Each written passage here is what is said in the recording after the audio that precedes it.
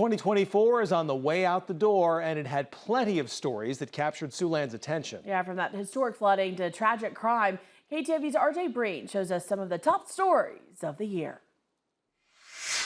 2024 started tragically with the Perry, Iowa school shooting. The shooter killed 2, the principal and a 6th grade student, and injured 6 others. The shooter was a 17-year-old student who later took his own life.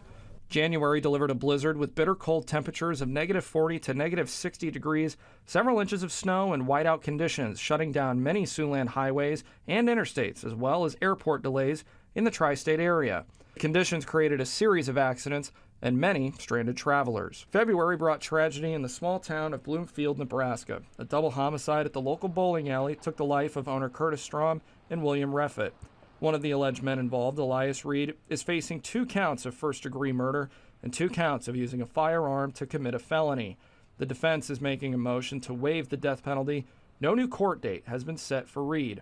Kaylin Sweezy is facing 1 count of tampering with evidence and 1 count of accessory to a felony. Her trial is set to begin March 17th of 2025. An incident during a state wrestling meet in which members of the Hinton High School wrestling team were allegedly assaulted led to the resignation of some of the Hinton staff, and there are lawsuits against the district, coaches, and administrators. The civil trials against 2 of Hinton's coaches is set to begin in the fall of 2025. One change in traffic that caught the eye of the Sioux City metro area was the announcement of a roundabout in Sioux City's Morningside area. It is the first of its kind in the city and officially opened in November. March and April saw the announcement of Sioux City's second Chick-fil-A, brought excitement and a lot of conversation on the traffic flow being located on Hamilton Boulevard. An opening date has yet to be determined. After searching for several months, the body of David Schultz was recovered in a farm field not far from his vehicle. Authorities determined he died of hypothermia and found meth in his system after an autopsy. A Woodbury County judge found Kim Taylor, wife of Supervisor Jeremy Taylor, guilty on over 50 counts of voter fraud in April. She was sentenced to 8 months, 4 in prison and 4 in home confinement. Taylor was released from prison in August. Parts of the Midwest and the rest of the country had a view of a solar eclipse in April. Around Siouxland, folks saw 80% of the eclipse, with areas on the East Coast seeing a total eclipse.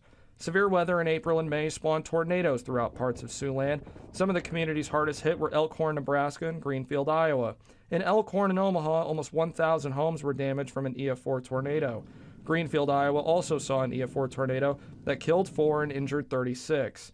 This is some of the many stories from 2024. RJ Breen, KTIV News 4.